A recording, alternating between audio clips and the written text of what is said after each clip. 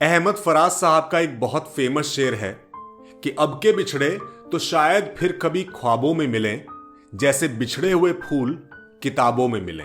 अब ये बात हम सभी मानेंगे कि ऐसे बहुत से लोग हैं जो हमारे ख्वाबों में, हमारे सपनों में जाने अनजाने आ जाते हैं, जिनसे हम कभी मिले नहीं, जिन्हें हमने कभी देखा नहीं, वो भी हमारे सपनों में कभी कभी चले आते हैं। लेकिन क्या हो अगर आपके सपने में कोई ऐसा व्यक्ति आए जो आपको पता चले कि आज से कई साल पहले मर चुका है और आपके सपने में आकर वो आपको अपने मौत की कहानी बताकर जाए, तो क्या उस सपने पर, उस ख्वाब पर आप यकीन कर पाएंगे और क्या कभी जिंदगी भर उस ख्वाब को भुला पाएंगे? यही है हमारी आज की कहानी की मेन थीम। तो चलिए शुरू करते हैं।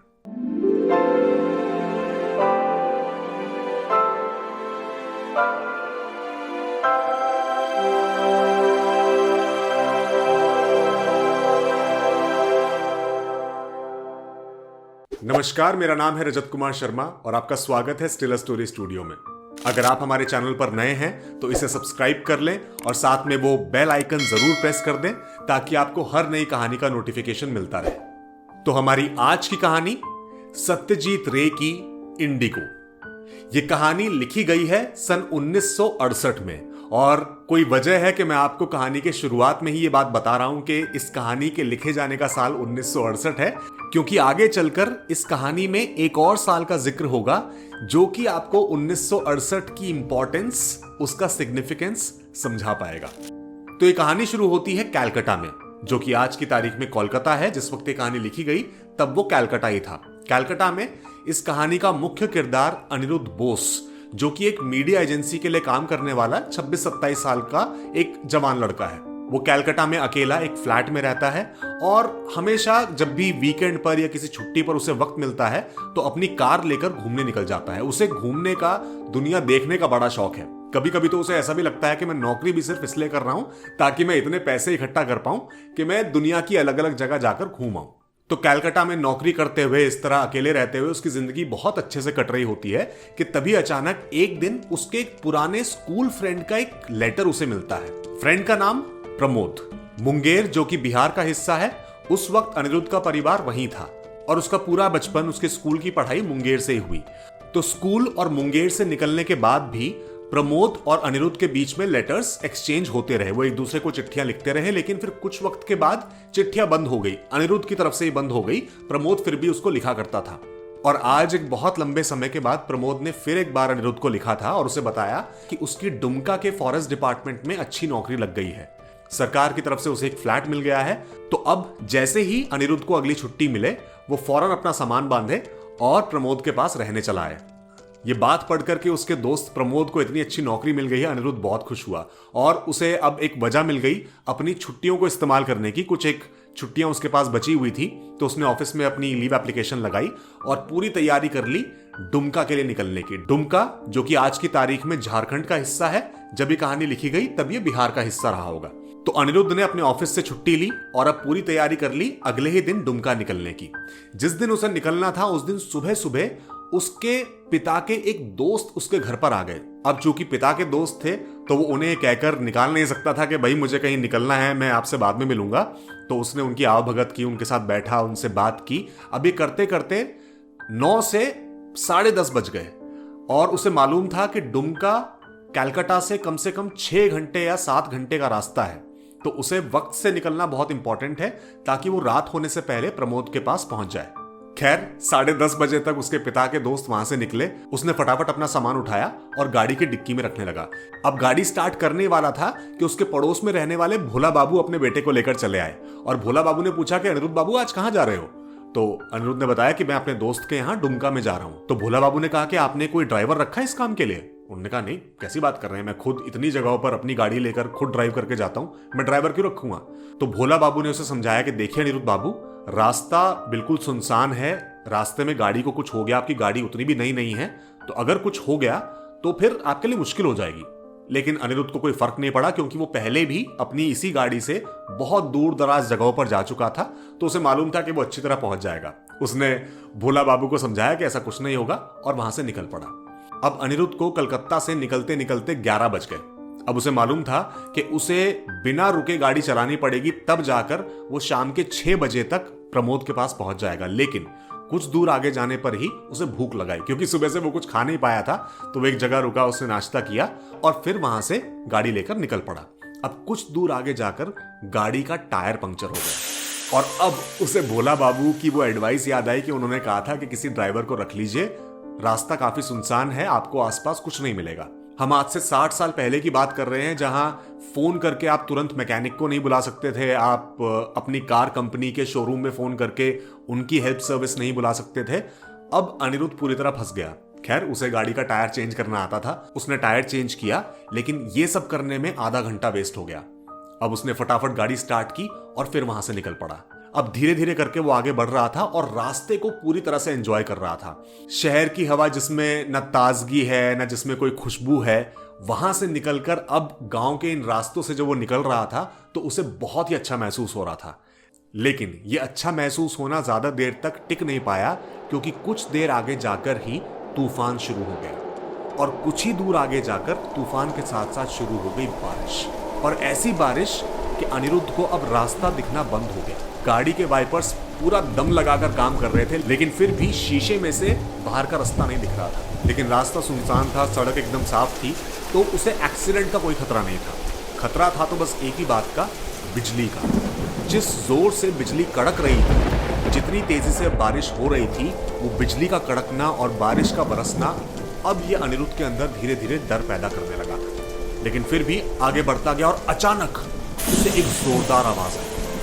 पहले उसे लगा कि शायद बिजली कड़की, लेकिन नहीं, इस बार बिजली नहीं कड़की थी। इस बार उसका दूसरा टायर पंचर हो गया और अब वो अपना सर पकड़कर बैठ गया। बारिश इतनी तेज थी कि गाड़ी से बाहर उतरने का ख्याल भी उसे डरा रहा था। तो वो चुपचाप गाड़ी के अंदर अपना सर पकड़कर बैठा रहा और कुछ ही देर में उसे पीछे से हॉर्न की आवाज सुनाई दी। उसने पीछे मुड़कर देखा तो धुंधला धुंधला सा नजर आया कि एक ट्रक वहां आकर रुक गया है, क्योंकि गाड़ी सड़क के बीचों बीच खराब हुई थी।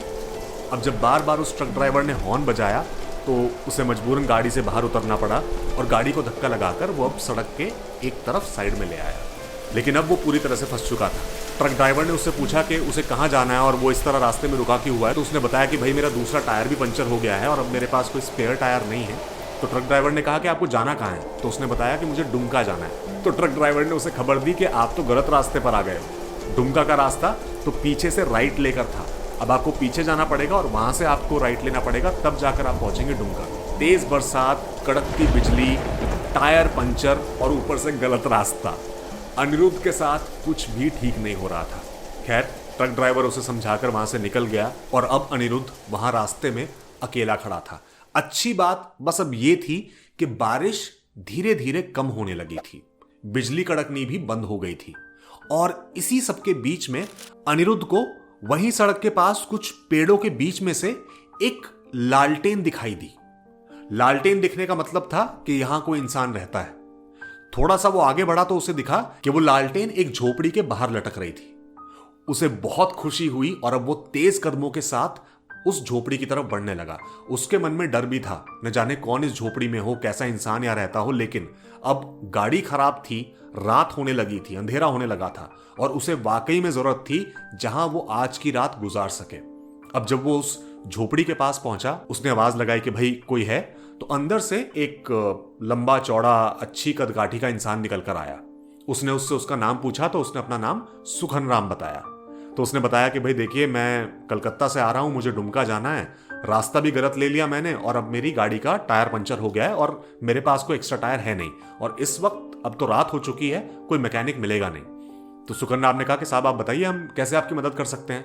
तो उसने पूछा कि भाई आपके पास कोई ठहरने की जगह है जहां मैं आज की रात गुजार सकूं, मैं कल सुबह होते ही किसी मैकेनिक को लाकर अपनी गाड़ी ठीक करवाऊंगा और यहां से निकल जाऊंगा। तो सुखन राम ने कहा अरे साहब कैसी बात करते हैं, ये देखिए बंगला। अब जब अनिरुद्ध ने थोड़ा पीछे की तरफ देखा तो वहां एक काफी बड़ा बंगला था। तो सुखन राम ने कहा कि साहब ये हमारा डाक बंगला है, बहुत सालों पहले यहाँ एक अंग्रेज बाबू रहा करते थे, उनके जाने के बाद फिर यहाँ पर कोई रहा नहीं। बीच बीच में कभी कभी आप ही की तरह कोई भूला भटका आता है जिसे कभी रात में ठहरने की जरूरत होती है, तो उसे हम यहाँ बंगले में ठहरा देते हैं। तो अनिरुद्ध बहुत खुश हुआ कि बहुत अच्छी बात है। उसने पूछा कि भाई वहां अंदर बिस्तर वगैरह चारपाई कुछ है। उसने कहा सारे इंतजाम है, आप आराम से वहां रुक सकते हैं। तो अनिरुद्ध ने उससे पूछा कि चलो ठहरने का इंतजाम हो गया, यहाँ आसपास कुछ खाने के लिए है?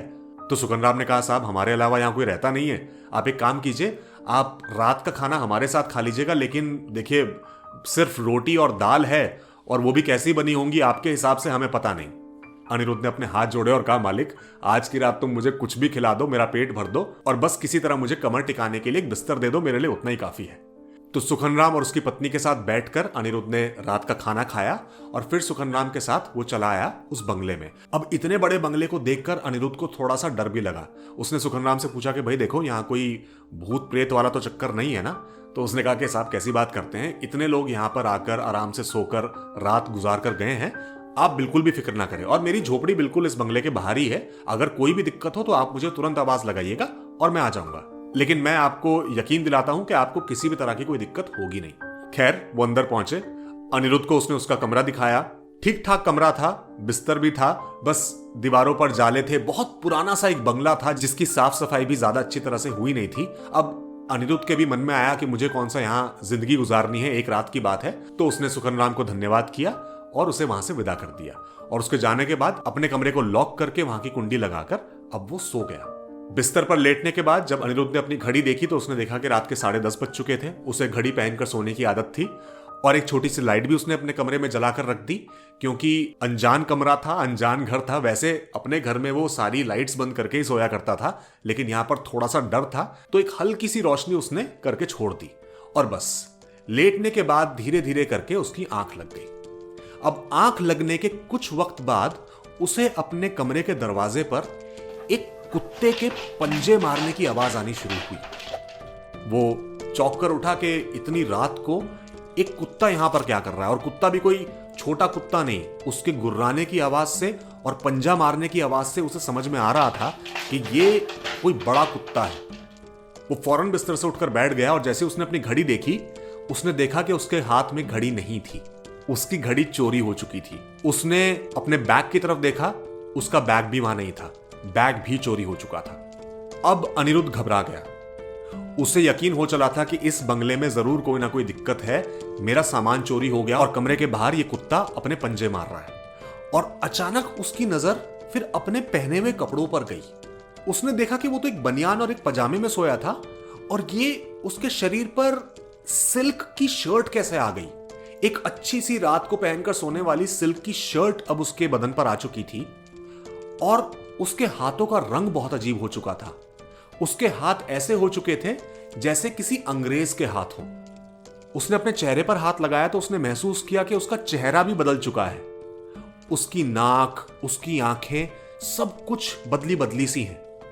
और जैसे ही उसने कुछ बोलने की कोशिश की तो उसे एहसास हुआ कि अब उसके बोलने का तरीका तक बदल चुका है। वो एक अंग्रेज की तरह हिंदी बोल रहा था, अंग्रेजी एक्सेंट में। यह सब जो हो रहा था उसकी समझ से बाहर था, लेकिन अब वो दरवाजे के बाहर कुत्ते की आवाज शांत हो चुकी थी, तो उसने बहुत संभलकर अपना दरवाजा खोला। बाहर देखा कोई नहीं था। वो फौरन वहां से भागकर बाथरूम में गया। बाथरूम में घुसा तो उसने देखा कि जहां पहले सिर्फ एक बाल्टी और एक मग्घा रखा था, अब एक प्रॉपर बाथ टब था। अब ये पूरा घर एकदम नया घर लग रहा था। जगह जगह रोशनी थी। प्रॉपरली वेल फर्निश्ड घर में इस वक्त वो खड़ा था। और उस बाथरूम में पहुंचकर जब उसने शीशे की तरफ देखा तो उसने पाया कि अब वो वैसा अनिरुद्ध था ही नहीं जैसा वो यहां आया था। वो पूरी तरह से एक अंग्रेज बन चुका था। उसकी नाक, उसकी आंखें, उसका चेहरा, सब कुछ बदल चुका था। इस बात को समझने के लिए वो फौरन बाथरूम से बाहर आया। उसने फिर से एक बार बेडरूम की तरफ रुख किया तो बेडरूम भी अब पूरी तरह से बदल चुका था। एकदम नया बेडरूम, प्रॉपर बेड जिस पर प्रॉपर गद्दे, दीवारों पर तरह तरह की पेंटिंग्स, पूरी फर्निशिंग उस रूम में हो चुकी थी। वो चाहता था कि फिर एक बार जाकर बेड पर बैठ जाए, लेकिन वो जा नहीं पाया। पता नहीं कुछ था जो उसे वहां की स्टडी टेबल की तरफ खींच रहा था। वो उस टेबल पर गया, वहां पर रखी डायरी उसने खोली और वहीं रखे पेन से लिखना शुरू किया। और सबसे पहले उसने उस डायरी के पन्ने पर तारीख लिखी, 27 अप्रैल 1868। मतलब जिस वक्त ये कहानी लिखी गई, जिस वक्त में अनिरुद्ध था, उससे 100 साल पहले, 27 अप्रैल 1868। और उसने लिखना शुरू किया कि मैं अब यहां अकेला रह गया हूं।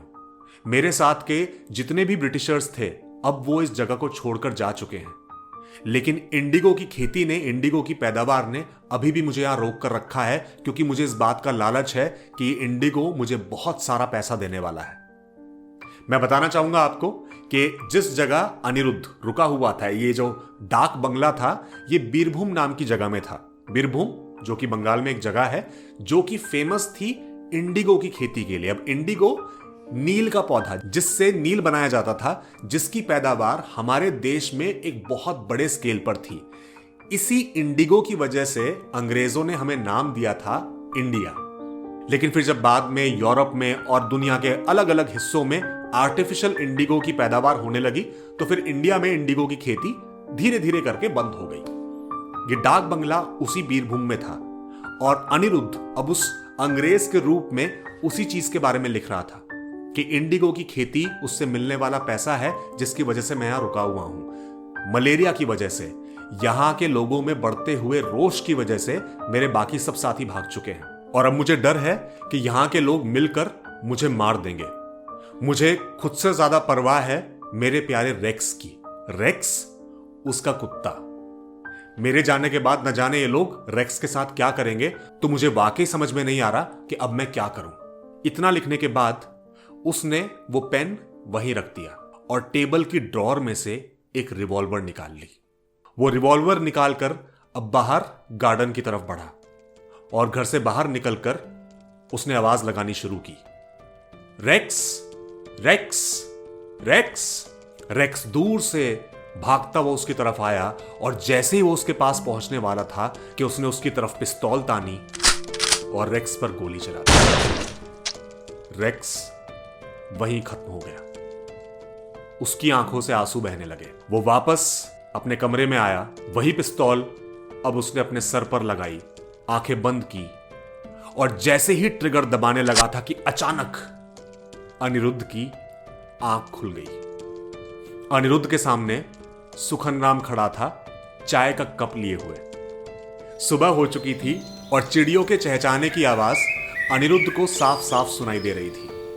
सुखनराम ने उससे कहा कि साहब उठिए, सुबह हो गई है और मैंने पास के एक मैकेनिक से बात कर ली है, वो आ गया है और आपकी गाड़ी अब वो जल्दी रिपेयर कर देगा। अनिरुद्ध उठा। उसने देखा कि उसके हाथ में उसकी घड़ी भी थी। उसने वही कपड़े पहने थे जो वो पहनकर सोया था। उसका बैग भी वहीं रखा था और वो समझ गया कि ये सब जो उसने अभी देखा था वो एक सपना था। लेकिन वो सपना इतना अजीब था कि वो सुखनराम से उसके बारे में पूछने से रुक नहीं पाया।